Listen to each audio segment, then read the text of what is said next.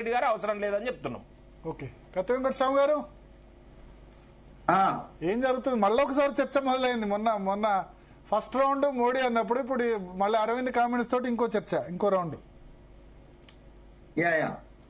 Panel ఉన్న మిత్రులకు మీకు అందరికి నమస్కారం, వీక్షకులకు కూడా. ఇప్పుడు జనరల్ గా అరవింద్ కున్న అలవాటు ఏంటంటే కొద్దిగా గాలికి మాట్లాడుతుంటాడు.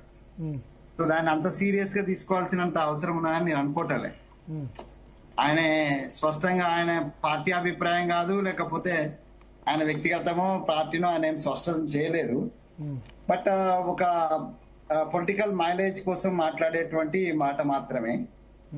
ఆయన చేసిన కామెంట్ లో అది సమంజసంగా కాదు, ఒక పరిపక్వత లేనటువంటి మాటలు మాట్లాడిన ఆయన. దాన్ని నేను అంత సీరియస్ గా అయితే తీసుకోవటం లేదు. ఇంకా మోడీ గారి విషయం కూడా అప్పుడు మాట్లాడి అన్నారు, రెండు ప్రభుత్వాల మధ్యన ఆ సత్సంబంధం అనేటువంటిది గతంలో కూడా ఉండింది. అసలు ఈ మధ్య కాలంలో భరత్ మీకు తెలుసు, గతంలో ఇట్లాంటి ప్యారెల్ ఉండకపోయేది. మోడీ గారు ఆ రోజు రేవంత్ రెడ్డి గారు చెప్పింది కూడా, it is not the question of amount, it is the question of the federal spirit.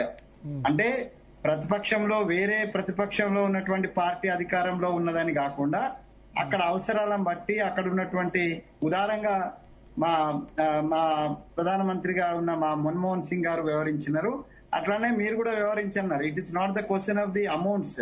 ఒకవేళ అమౌంట్ చూసుకుంటే అప్పటి అమౌంట్ చూసుకున్నా కూడా అప్పటి అమౌంట్ ఉండదు, అప్పటి రేషియో ఇప్పుడు చూసుకున్నట్టయితే ఉంటే అట్లాగే విరివిగా మన దగ్గర కూడా వస్తాయి.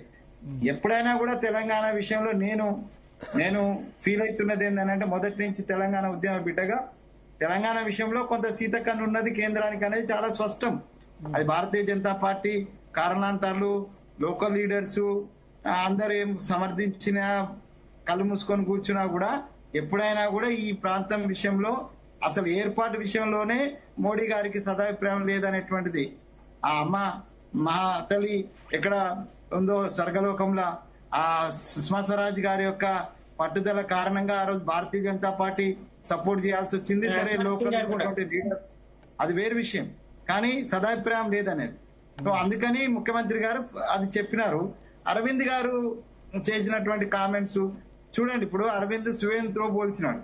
సువేంద్ ఎక్కడున్నాడు? సువేంద్ 5 సంవత్సరాల క్రితమే భారతీయ జనతా పార్టీలో చేరినాడు. సో ఇప్పుడు ఇంకొక పార్టీ ఒక షిండేతో పోల్చినాడు. కాబోయే సువేందు అంటారు, కాబోయే సువేందు అని. ఏమండి? కాబోయే సువేందు రేవంత్ రెడ్డి.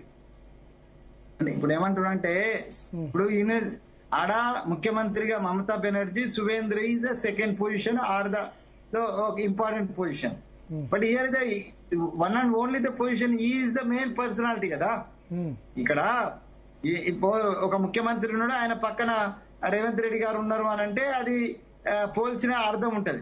కానీ ఈయనే ముఖ్యమంత్రి కదా, ముఖ్యమంత్రి. ఇక ఒకవేళ భారతీయ జనతా పార్టీ అక్కడెక్కడో అరుణాచల్ ప్రదేశ్ లో మొత్తాన్ని ప్రభుత్వాన్ని కొనుక్కపోతే, రేవంత్ రెడ్డితో సహా ప్రభుత్వాన్ని కొనుక్కపోతుంది, అది వేరే విషయం. కానీ అది అన్న మిరాకిల్. కానీ నేనేమంటున్నా అంటే, ఈయన ముఖ్యమంత్రి ఉండంగా సువేంద్ర రెడ్డితో ఎట్లా పోలుస్తాము, ఈయన ముఖ్యమంత్రి ఉండంగా షిండే తోటి ఎట్లా పోలుస్తాము? ఇదంతా కూడా అర్థం పరదలేనటువంటి పోలిక. దీనంత సీరియస్ తీసుకోలేదు. ఏదో మీడియాలో ఉండాలి కాబట్టి గాలికి అరవింద్ చాలా సార్లు గాలికి మాట్లాడతాడు. ఆ గాలికి మాట్లాడడంలో గటికుడు ఆయన. సో ఆ కోమటిరెడ్డినో ఉత్తమ్ కుమార్ రెడ్డి సీఎం చేస్తే అయిపోయేది, శ్రీధర్ బాబు చేస్తే అయిపోయి, కోమటిరెడ్డినో ఉత్తమ్నో శ్రీధర్ బాబునో సీఎం చేస్తే అయిపోయేది అని అన్నాడు. ఇప్పుడు ఆడ కూడా చూడండి మరి ఆయన కమిట్మెంట్ టువర్డ్స్. ఇప్పుడు ఆయన కమిట్మెంట్ చూడండి. నేను ఒక బీసీ బిడ్డగా ఆయన ప్రశ్నిస్తున్నా, నువ్వు ప్రపోజ్ చేస్తే ఒక బీసీని ప్రపోజ్ చేయకపోయినావు, అదే ఆ నిజామాబాద్ జిల్లా నీ పక్కనే ఉన్నటువంటి ఆయన ప్రపోజ్ చేయలేదు ఎందుకు? వీళ్ళందరికంటే సమ్యుడే కదా, మరి పీసీసీ ప్రెసిడెంట్ ఉన్నాడు, ఎమ్మెల్సీ ఉన్నాడు, ఆయన ప్రపోజ్ చేయలే. బీసీ కదా, మరి ఒక బాపనాయనను ఒక రెడ్డి ఆయననే మళ్ళా నువ్వు ప్రపోజ్ చేసినావు. ఇప్పటికే ఇక్కడ రెడ్డి జమానా నడుస్తుందని పార్టీలో ఉంది, బయట ఉంది. మళ్ళా ఇంకోసారి ఒక రెడ్డినో లేక బాపనాయనను అగ్రకులానికి సంబంధించి సోకాల్డ్ అద్దె కులాన్ని నుంచి ఆయన అవగాహన లోపం అది. ఆయన మరి ఆయనకు మాత్రం మీ కాంగ్రెస్ హైకమాండ్ చేస్తారు. మీ కాంగ్రెస్ హైకమాండ్ 60 ఏళ్ళుగా రెడ్డికి సీఎం ఇచ్చి బీసీలకు సీఎం ఇవ్వకుండా కాంగ్రెస్ హైకమాండ్ అనకుండా నేనేమంటున్నా మీ పోరాటం ఏదో హైకమాండ్ తో చేయండి. మీకు ఈయన హైకమాండ్ కు మేము చెయ్యము, ఈయన ప్రపోజ్ చేస్తే మేము చెయ్యము. కానీ బట్ ఆయన చెప్పడం వాళ్ళకి ఏంటంటే అరవింద్కు గాలికి మాట్లాడే అలవాటు ఉన్నది, గాలి మాటలు అంటున్నా నేను. అది ఇప్పుడు గాలిగా చెప్పేది కూడా చెప్పేది ఏదో బీసీలకు చెప్పాలా? గాలిగా చెప్పేది మీరు అనేది కనీసం గాలికి చెప్పేదన్నా బీసీలో చెప్పాలి. గంతే బీసీలు బాబా గాలికి అసలు చెప్పుడు కాకుండా గాలికి మాత్రమే చెప్పాలి బాబా. చేసేది లేకపోయినా ప్రాక్టికల్ గా బీసీలకు ఏం చేయకపోయినా గాలికి అసలు చెప్పేది చెప్పండి బాబా. గాలికి చెప్పేది బీసీలకు ఎందుకు చెప్పాలి? కనీసం అంటున్నా నేను గాలికి చెప్పమని గాలికి చెప్పిండో, గాలి మళ్లించడానికి చెప్పిండో, బండి సంజయ్ గారి మీద నుంచి గాలి మళ్లించడానికి చెప్పిండో. అది కూడా కావచ్చు, అది కూడా కావచ్చు. భారతీయ జనతా పార్టీ ఈ ఇన్స్ట్రక్షన్ మేరకు బండి సంజయ్ కేసు ఇదంతా డైవర్షన్ పాలిటిక్స్ లో భాగంగా కూడా ఎవరో ఇందాక వేరే టీవీలో చెప్తుండే వెంకటరెడ్డి గారు చాలా వ్యూహకర్త అని. అట్లా వ్యూహంలో భాగంగా కూడా మరి కాంగ్రెస్ మీద మంచి రిలేషన్ ఉందా? మీరు కూడా ఢిల్లీకి చాలా సార్లు వెళ్తూ ఉంటారు. వీళ్ళ మధ్య మంచి రిలేషన్ ఉంది కదా? ఎవరి మధ్యన? అరవింద్ మధ్య, రేవంత్ రెడ్డి మధ్య, బండి సంజయ్ మధ్య, లేదా రేవంత్ రెడ్డికి అమిత్ షాకు, నరేంద్ర మోడీకి, అమిత్ షా నరేంద్ర మోడీకి. భరత్ నేను ఒక్క క్లియర్ చెప్తున్నా. బండి సంజయ్ ఏబీపీ కార్యకర్త, నేను కూడా ఏబీపీ కార్యకర్తనే గతంలో. సో మేము ఆర్ఎస్ఎస్ లో కూడా పనిచేసినాం. Revanth Reddy is not an activist of ఏదో సింపథైజర్ కావచ్చు. వాల్ రైటింగ్ వచ్చిండు నాకు తెలిసి. ఆయన వాల్ రైటింగ్ మంచిగా రాస్తాడు. వాల్ రైటింగ్ నేను కూడా బాగా ఆయన